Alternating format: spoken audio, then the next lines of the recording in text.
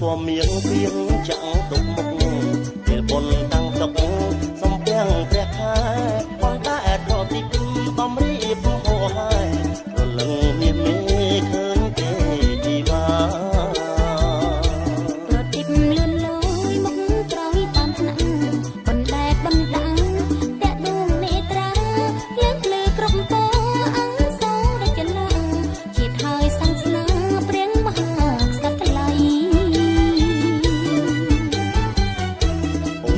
កំជ្រួចដូចគេបាច់ពេជ្រឬពេញទីមេឃ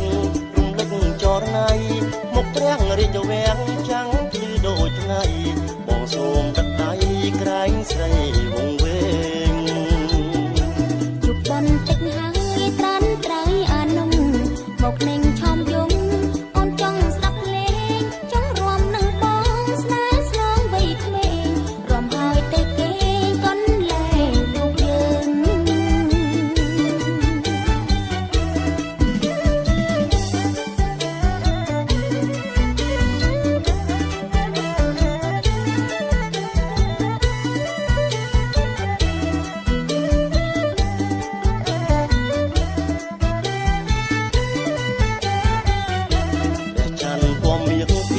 ចាំងទុកមុខ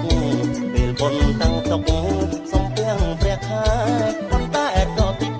ដំរៀបហោហើយរលឹងមានមេឃើញទេជីវាប្រតិបលឿនលយមកក្រោយតាមថ្នាក់បណ្ដែតបណ្ដាំងតាក់ដួងនេត្រាយើងភ្លឺគ្រប់ពណ៌អង្គសូររចនាជាតិហើយសាសនាព្រៀងមហាក្សត្រថ្លៃ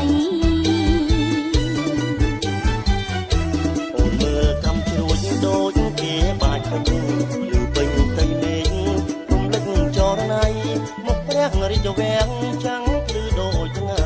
បងសូមទឹកដៃក្រែងស្រីវងវែង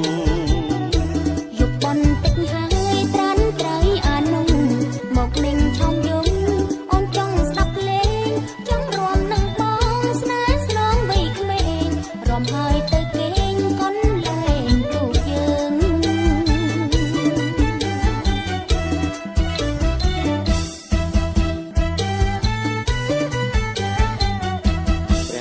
ពណ៌មៀងពីង